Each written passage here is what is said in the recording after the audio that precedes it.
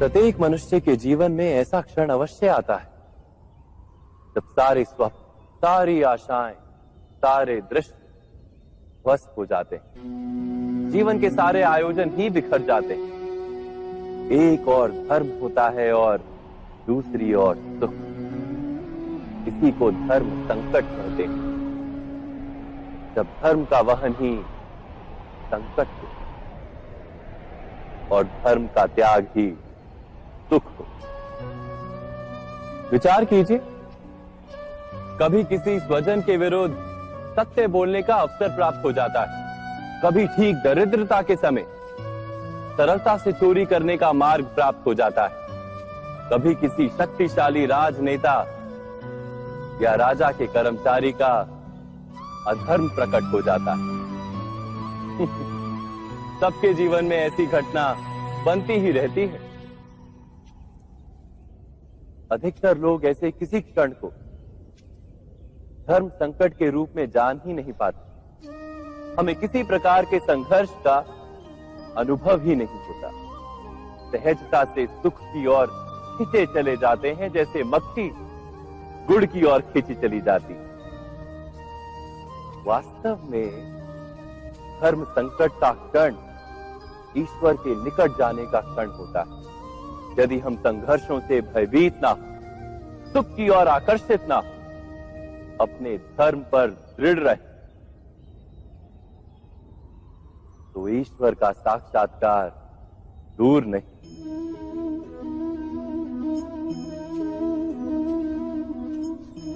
पवन से युद्ध करने वाला पत्ता यदि पेड़ से गिरता है तो भी आकाश की ओर उठता है। पवन से झुकने वाली घास वहीं भूमि पर रह जाती। अर्थात धर्म संकट से यदि हम संकट को ही टाल दें तो सुख तो मिलता है, जीवन बढ़ता है, किंतु क्या चरित्र नहीं टूटता? क्या आत्मा दरिद्र नहीं हो जाती? क्या ईश्वर से अंतर नहीं हो जाता? स्वयं विचार कीजिए। दो व्यक्ति जब निकट आते हैं तो एक दूसरे के लिए सीमाएं और मर्यादाएं निर्मित करने का प्रयत्न अवश्य करते हैं। हम यदि सारे संबंधों पर विचार करें तो देखेंगे कि इन सारे संबंधों का आधार यही सीमाएं हैं जो हम दूसरों के लिए निर्मित करते हैं। और यदि अनजाने में भी कोई अन्य व्यक्ति इन सीमाओं को तोड़ता है तो उसी क्षण हमारा हृदय क्रोध से भर जाता है। इन सीमाओं का वास्तविक रूप क्या है? क्या हमने कभी विचार किया? सीमाओं के द्वारा हम दूसरे व्यक्ति को निर्णय करने की अनुमति नहीं देते। अपना निर्णय उस व्यक्ति पर थोपते हैं, अर्थात किसी की स्वतंत्रता का अस्वीकार करते हैं।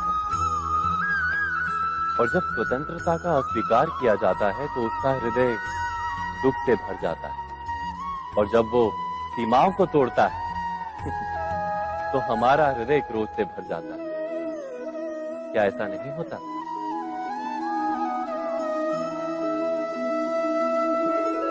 पर यदि एक दूसरे की स्वतंत्रता का सम्मान किया जाए तो किसी मर्यादाओं या सीमाओं की आवश्यकता ही नहीं होती। अर्थात जिस प्रकार स्वीकार किसी संबंध का देह है, क्या वैसे ही स्वतंत्रता किसी संबंध की आत्मा नहीं? स्वयं विचार कीजिए। सबके जीवन में ऐसा प्रसंग अवश्य आता है कि सत्य कहने का निश्चय होता है हृदय में, किंतु मुख से सत्य निकल नहीं पाता। कोई भय मन को घेर लेता है। किसी घटना अथवा प्रसंग के बारे में बात करना या फिर स्वयं से कोई भूल हो जाए उसके बारे में कुछ बोलना, क्या ये सत्य है? नहीं, ये तो केवल तथ्य है। अर्थात जैसा हुआ था वैसा केवल बोल देना सामान्य सी बात है। किंतु कभी कभी उस तथ्य को बोलते हुए भी भय लगता है।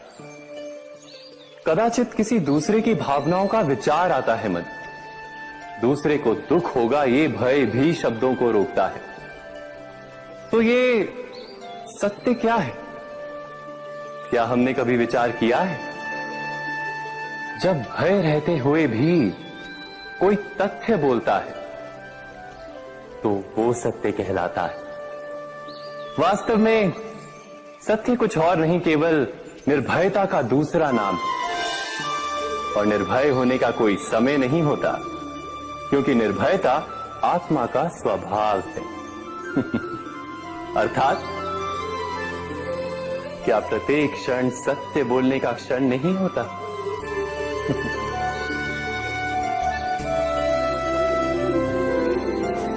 स्वयं विचार कीजिए।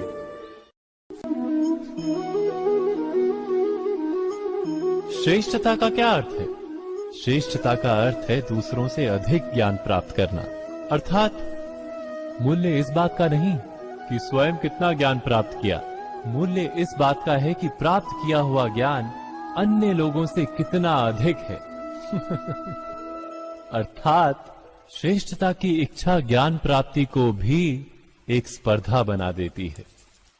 और स्पर्धा में विजय अंतिम कब होती है?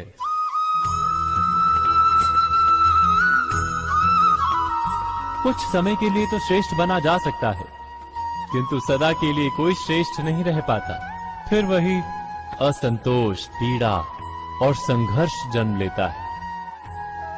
किंतु श्रेष्ठ बनने के बदले यदि उत्तम बनने का प्रयत्न करें तो क्या होगा?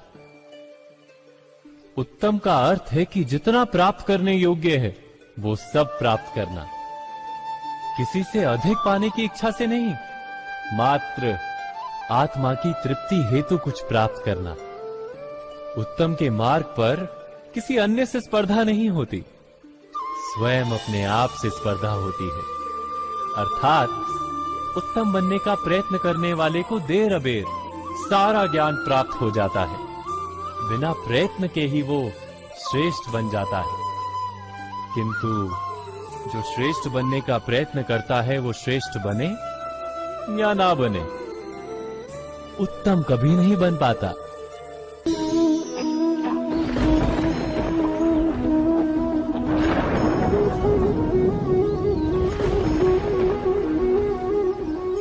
सपनों और पूर्वाभासों के आधार पर हम भविष्य के सुख दुख की कल्पना करते हैं। भविष्य के दुख का कारण दूर करने के लिए हम आज योजना बनाते हैं।